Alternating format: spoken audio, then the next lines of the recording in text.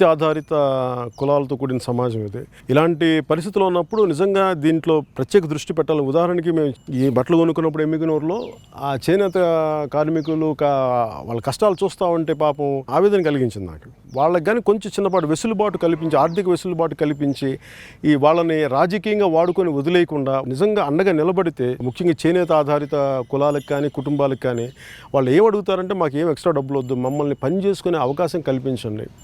ఉదాహరణకి ప్రభుత్వం తీసుకునే మగ్గాలు కూడా మీకు సొంత ఇల్లు ఉంటేనే మీకు ఇస్తామంటే సొంత ఇల్లు ఎంతమందికి ఉంటుంది? సొంత ఇల్లు అనేది అది ఎప్పటికీ తీరని కల చాలామందికి.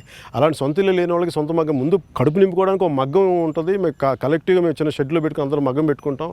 అలాంటివి కూడా మమ్మల్ని గుర్తించట్లేదండి. ఇలాంటివన్నీ నిజంగా ప్రభుత్వాలు చేస్తే నిజంగా చాలామందికి కన్నీళ్ళు తుడిచిన వాళ్ళు అవుతారు.